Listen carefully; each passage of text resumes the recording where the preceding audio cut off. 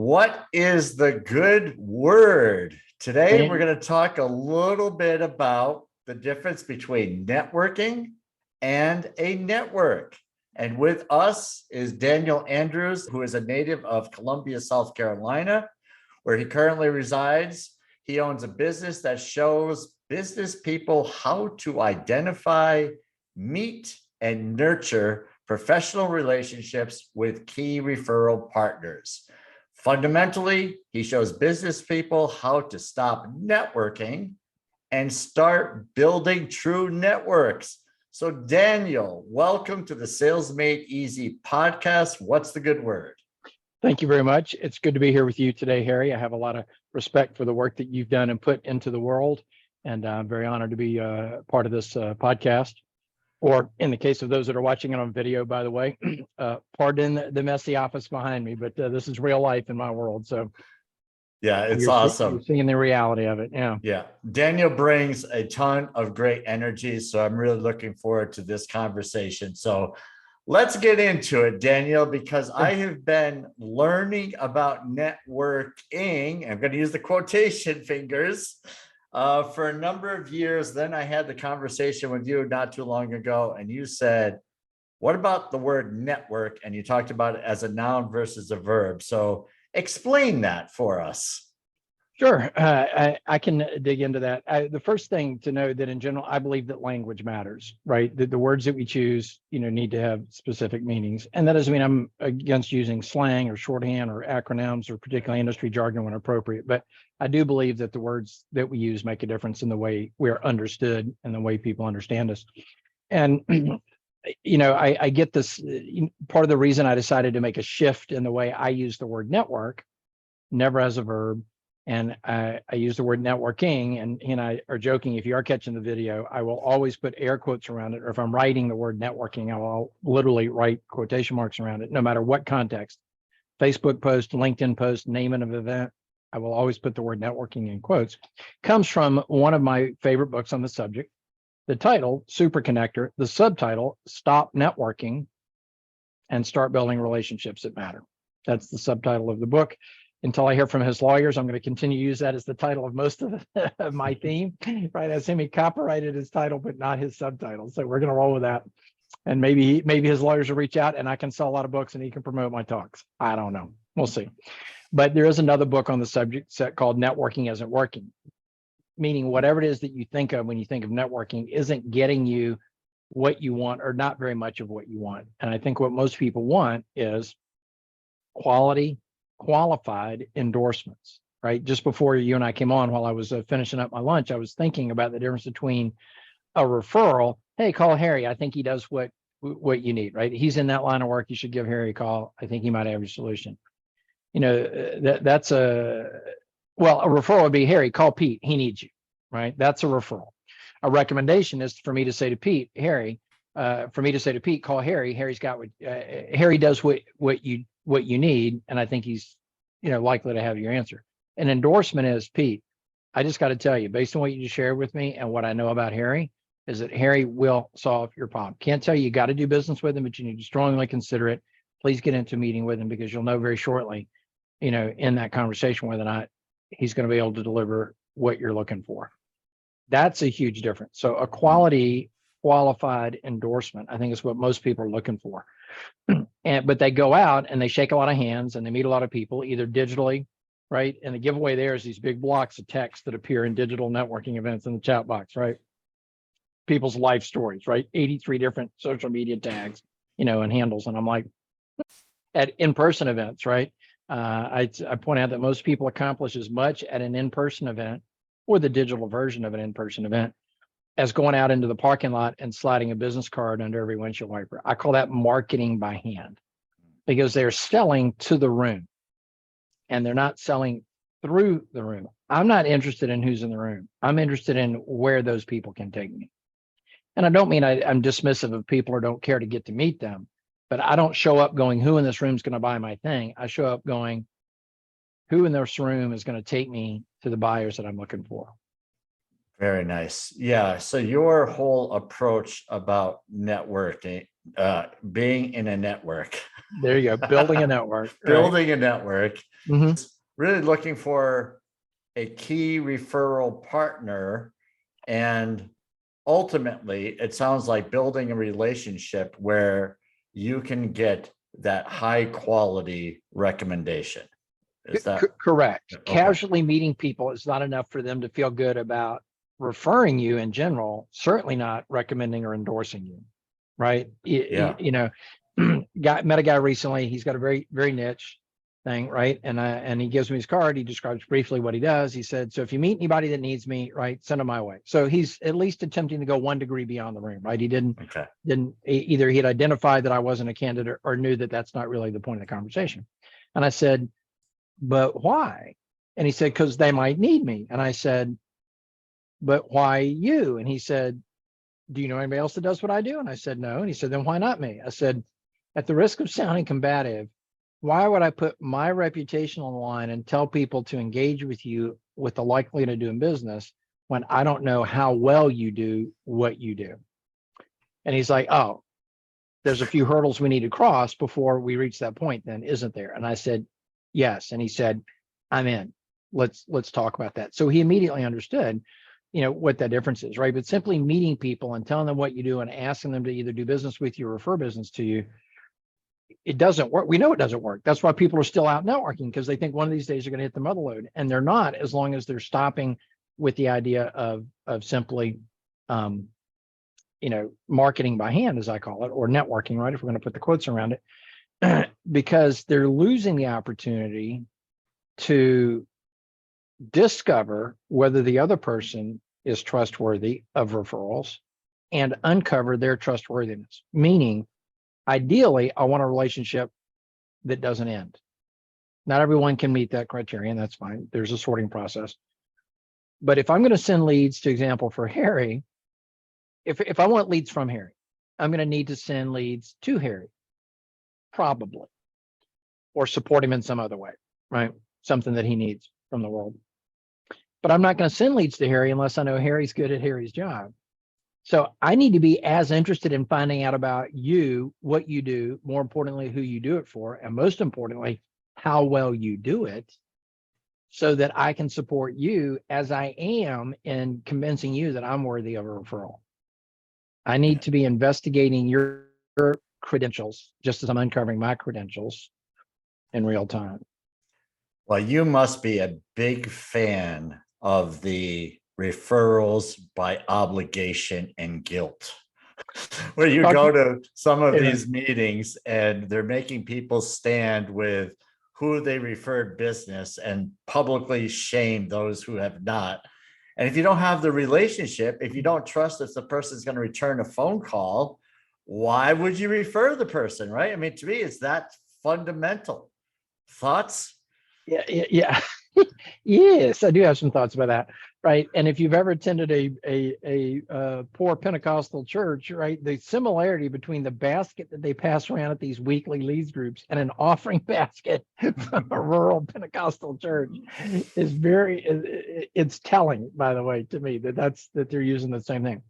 Zero interest in that, right? When I introduce two people to each other, even with an endorsement, I say the only obligation you have to each other is breakfast, lunch, or coffee, or in these days, the digital Zoom, and the chance to make a good first impression. That's it. It's not on you. It's not on me to do business with you just because you're in my group. You've got to earn the right for my business. You've got to earn the right for me to refer business to you. And the difference between network as a verb and network as a noun, everybody you meet is not in your network. Even LinkedIn doesn't call it your network. They call it your connections, right? Your phone doesn't call it your network. It calls it your contacts. Yeah. Right. And it's fine. We will always have more connections / contacts for people of your age and mine, Harry, a Rolodex, right? True. Will always be bigger than our network, right? The network is the people, in my mind, my definition, and I spell it with a capital N to identify the very specific subset of people I'm talking about, are the people that will return your call, right? Or seek to, or attempt to help you out, or accept an introduction without a whole lot of effort. right? For example, well, I posited that to our mutual friend, Suzanne Taylor King. And she said, let me repeat it back to you in my own words. She said, not because I think I can message it better, but because it helps me. And I said, fine. So she kind of stared off into space for a second. And then she said, just because you're in their phone doesn't mean they will answer their phone. I said, yeah, Yes. but it's right, right. Okay. So network is the people you can count on to help you find, give you the introduction that you need, give you the sit down meeting that you need, right? To, you know, whatever that looks like. And here's what people miss. Their network is their network multiplied by their network's network. Okay. So Meaning, explain that. okay, Yep. here we go. Great example. And actually I have the screenshots, as the kids call it these days. I have the receipts, right? I have the screenshots of this dialogue. I'm in a small group of people on a Zoom, probably about a year ago now. And at roughly 10 a.m., I said to the room, and the hour is important, so you'll understand. At roughly 10 a.m., I said, I'm looking for an introduction to a niche staffing agency or an executive headhunter.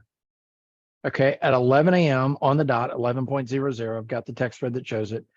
Ariel Lee introduced me to a guy named Dan Roth. Hey, Dan, meet Daniel. Haha, my two friends named Dan. Isn't this great? Hey, Dan Roth, this is Daniel Andrews, 2 sentences. Hey, Daniel Andrews, this is Dan Roth, 2 sentences. Dan Roth, if you're not the right person, can you help Daniel and put him on the right track? Right? 11:01, I reply immediately. Nice to meet you. Let's take this private so we're not blowing up Ariel's inbox. He replied some smart aleck reply about, you know, I don't care about blowing up Ariel's inbox because she's too polite to care or to complain. Right? So 11:06, I guess I, you know, went to get a glass of water or get rid of a glass of water, whatever the case may be. 11:06, I messaged him. Ariel introduced us. He said, how can I help? Immediately. I spent, there's a 21-minute gap, but I replied with 5 tight sentences. At 11:27, I message him. He messages back at 11:28. Hang on a moment. At 11:29, he's got me in a thread with a woman named Anna Morgan. She and I go back and forth for a minute. We both acknowledge that we're about to step away from our computers. I get back to it late in the day. I say, I'm looking for 15 minutes on your calendar. She sends me a link for 30 at 10 p.m. that night. And I got on our calendar for 30 minutes. Now, that doesn't mean I have the deal. Yeah. Right. But I've got a shot at the deal. In between that, Dan Roth messaged me and said, if Anna's not who you're looking for, let me know and I'll help you find the right person. I've never met Dan Roth. Our entire exchange is about 3 out and 3 back. If there's more than 6 text messages between us, I would be surprised. So this is really helpful because connecting the dots here, you just found an advocate who is willing to help you out and follow up to make sure you're helped out from someone you've never met before. Beautiful. Correct. Right. Now, here's the key. Does, you know, when I spoke into the room, right, only one person replied. So I would count on Ariel. I would say Ariel's in my network, right? Of all the people she knows, she didn't send me to all the people she knows. She sent me to the people that met the criteria that are in her network that she knew would respond. And because Dan Roth's relationship with Ariel Lee, he was willing to transmute Ariel Lee's relationship with me, right? I'm trading off what she's already built because she was willing to endorse me. Hey, Dan Roth, could you help Daniel Andrews out? He's somebody I know very well and I have a lot of respect for. Meaning she basically identified, I trust him, you can too. Not I met him, you should see if you can trust him. And because he trusts Ariel, he put me on Anna Morgan because Anna Morgan trusts Dan Roth. She gave me her calendar link. Right. So if you figure even small numbers, I mean, mine is probably 800, 900, maybe 1,000 in my capital N network out of the 5,000 contacts in my database. But let's assume small numbers of 200. If I only have 200 people in the role of Ariel Lee in the world, and she only has 200 people in the role of Dan Roth in the world, and he only has 200 in the role of Anna Morgan, meaning there's only 200 people that will reply to my bat signal, but each of those 200 has 200, and each of those 200 has 200. Let me do the math for you. 8 million people at 3 degrees of separation in 12 hours, what, 10 a.m. to 10:14 p.m. In 12 hours, I have access to 8 million, not connections, 8 million network. It's amazing. And people lose sight of that. They're busy marketing by hand, making sure everybody gets a business card instead of going deep with a few dozen people knowing that their depth of a few dozen and their depth of a few dozen or hundreds will always be deeper than all the people I could ever possibly meet handing out business cards. Yeah, really interesting perspective on this. I just can't help but think of the not real efficient networking that goes on, where people are trying all kinds of groups, complaining that the groups are not giving, saying that they give referrals and are not getting.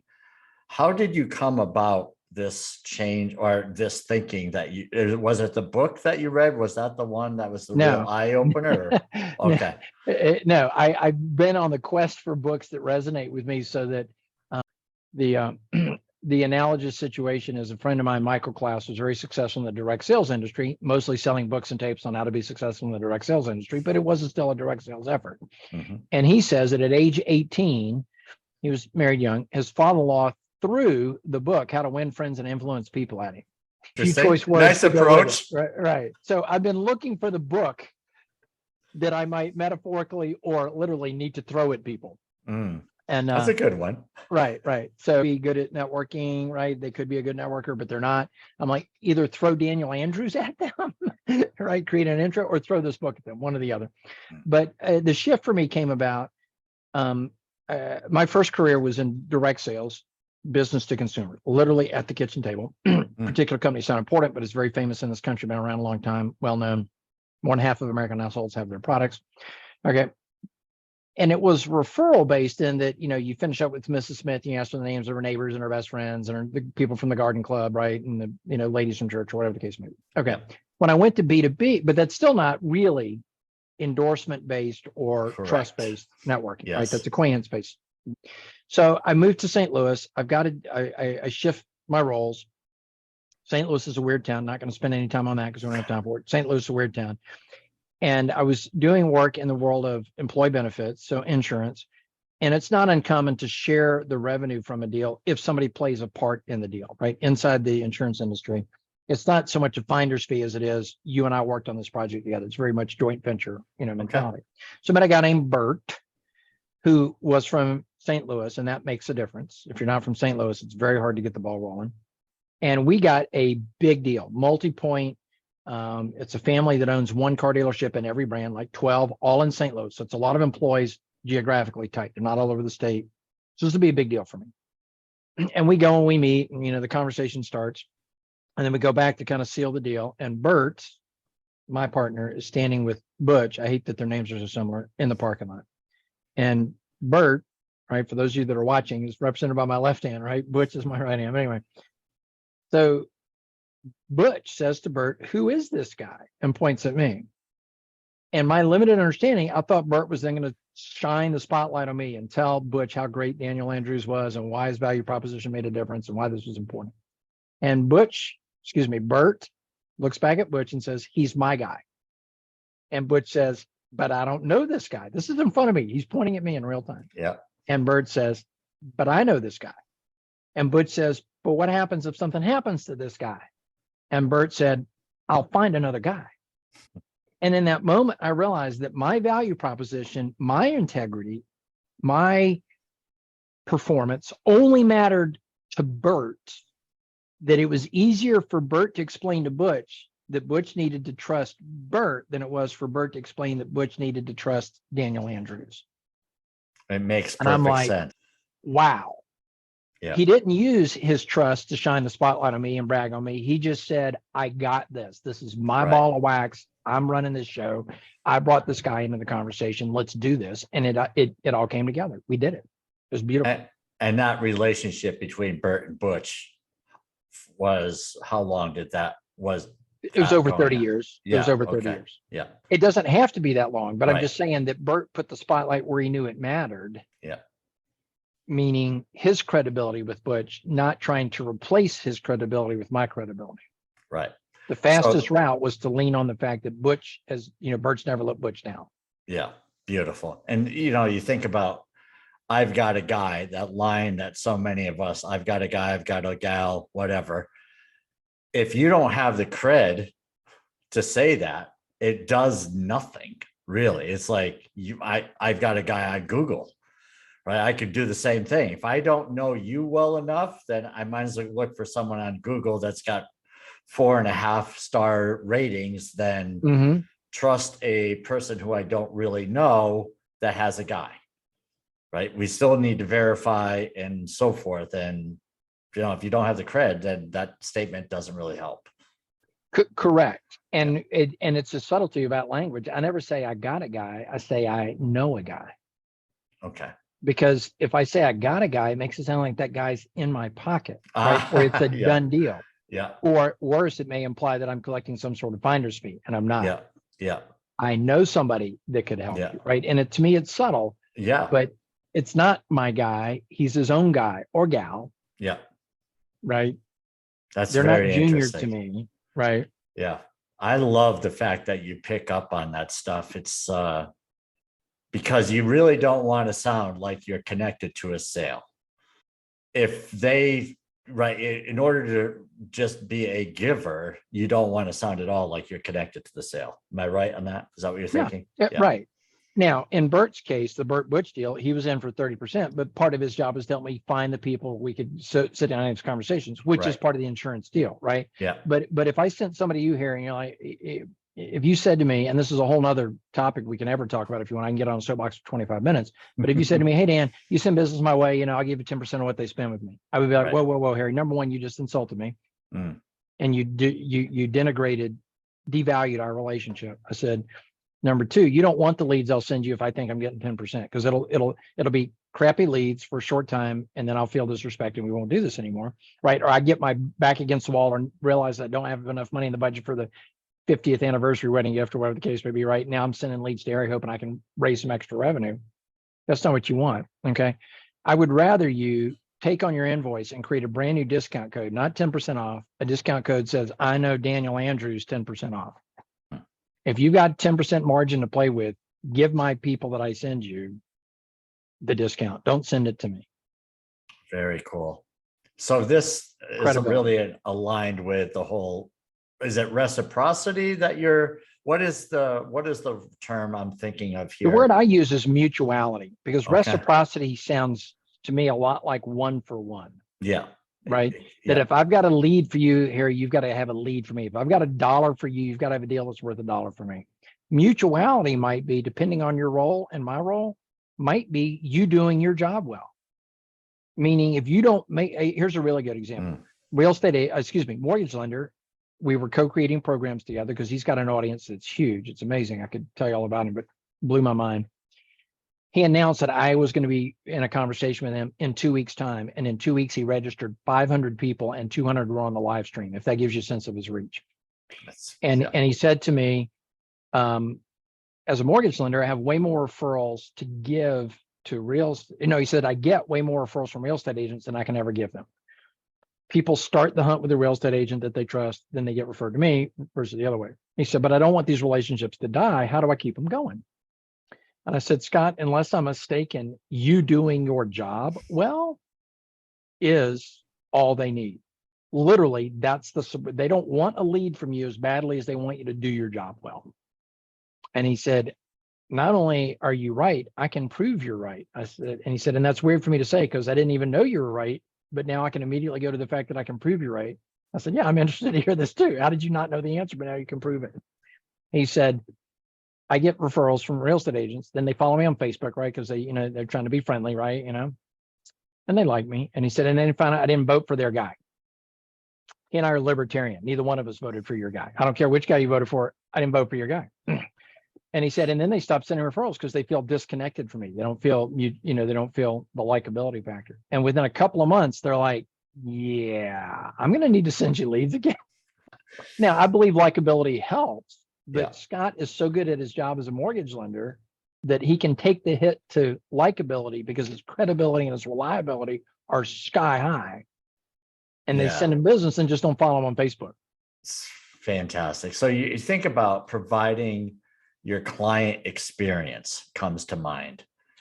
And if part of the client experience, like if you're selling a house, obviously there are other people involved in the sale, whether that be the mortgage person, the title person, but the buyer is looking at you as the real estate agent to round up all of these people and make it a great experience. Correct. Right. If you recommend the home inspector and the roof repairman and the title attorney, or the transaction attorney and the title insurance company, right? All of those people are in it, because if any one of them drops the ball, it makes all your recommendations come into question, by the way.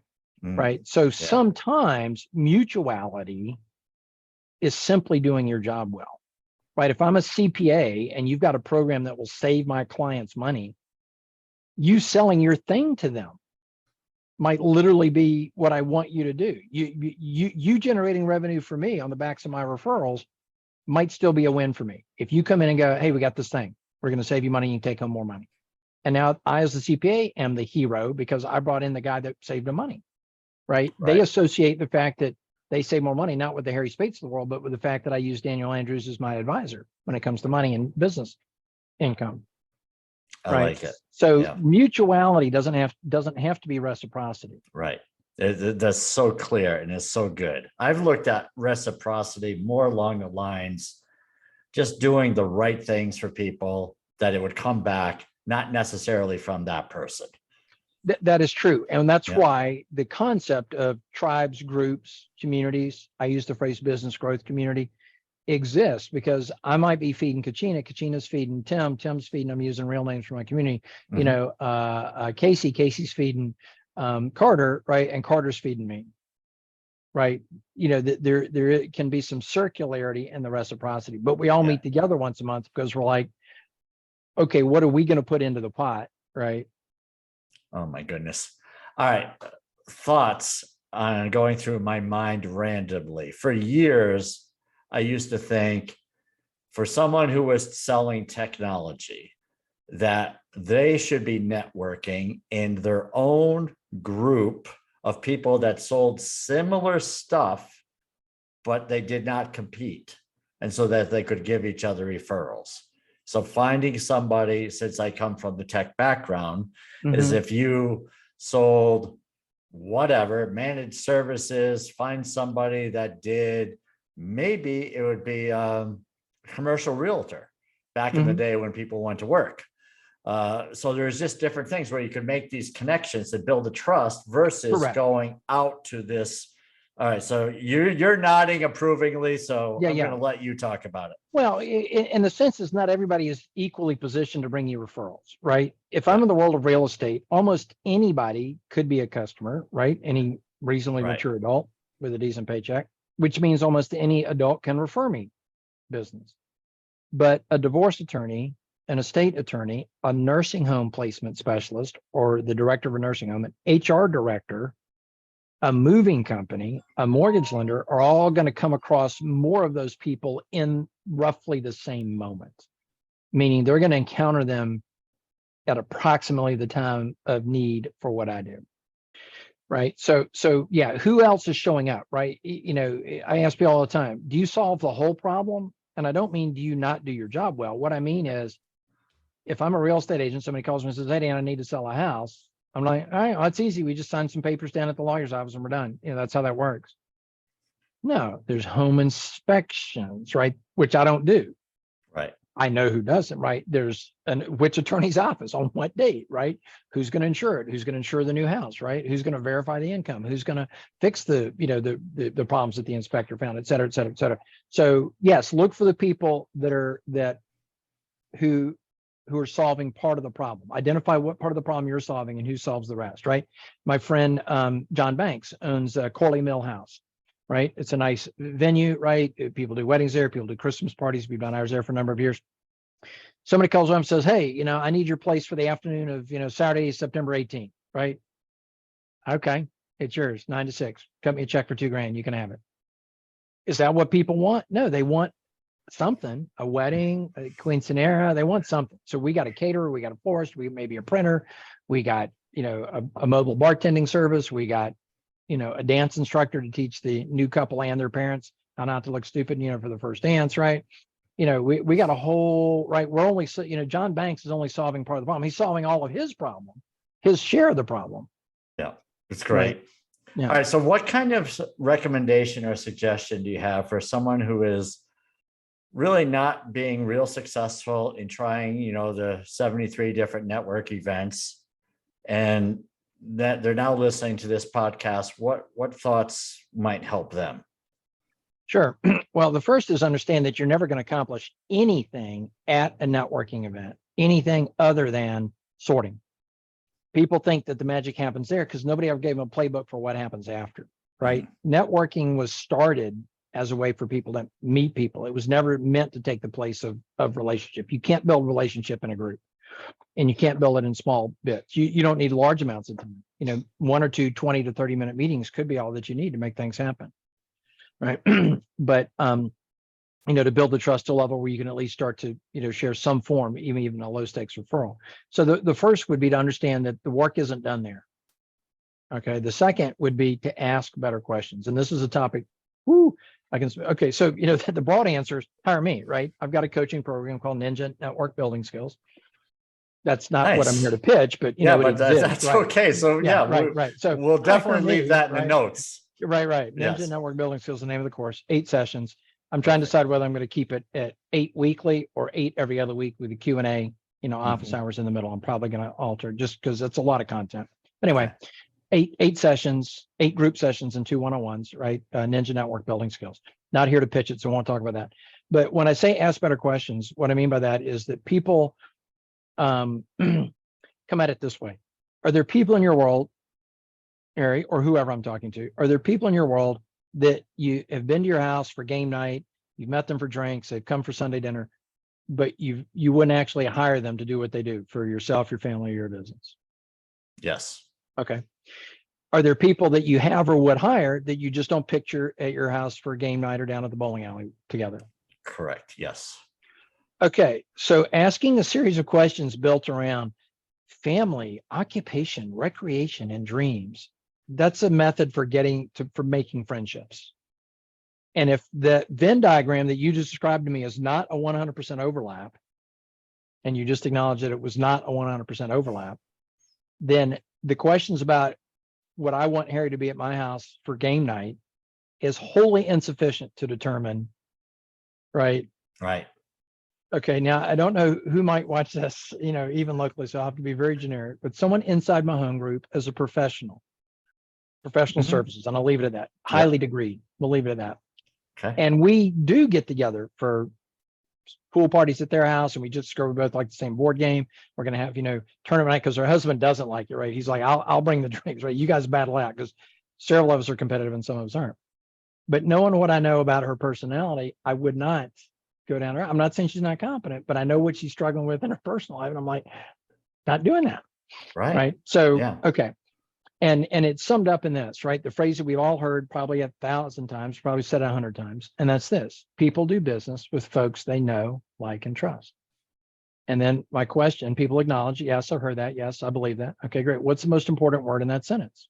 Venture trust. Yeah, you'd think. It's not. The most important word in that sentence is business, Harry. The most important. Okay. Now you were set up to fail. Okay, thank you. Because we've been talking about trust for the last 30 minutes. Whose podcast is this? I'm being humiliated. Exactly. We have been. Everybody gets it wrong. Nobody's ever got it wrong. Okay. But it's because I set you up to fail. Number one, trust is what we've been talking about for the last 25, 30 minutes. Right. Number two, it is the last word in the sentence, and that's naturally where your brain goes. Number three, it is the most important of those 3 characteristics.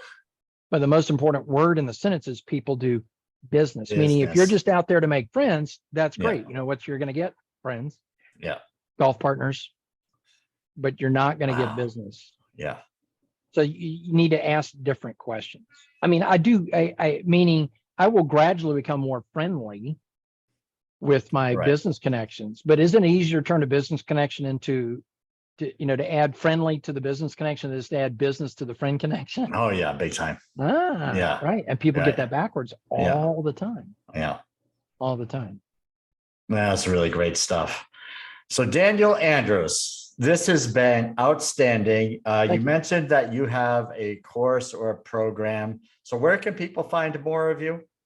Yeah, the shortcut there to get to me is my webpage. My full name, Daniel Patrick Andrews, is also shared by a bombastic Australian parliamentarian. So you cannot search for Daniel Patrick Andrews on LinkedIn or on Google, on the World Wide Web, and find me. I'm literally a 1 million search hits returns behind this guy.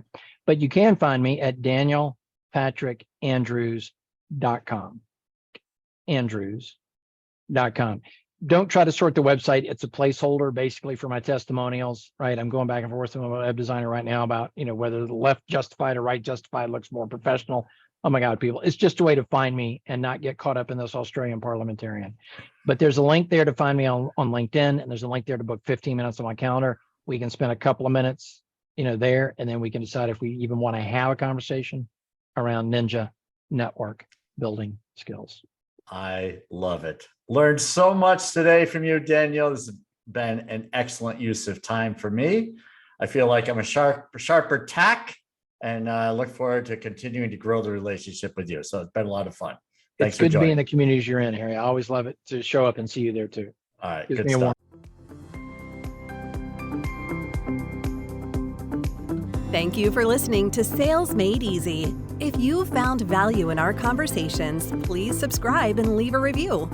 Our goal is to provide practical strategies for growing your business while staying true to your values. Remember, success in sales is about serving your clients. Serve first, and the selling will follow. We'll be back soon with more insights and inspiration. Until then, keep serving and providing value to others. Good things will happen.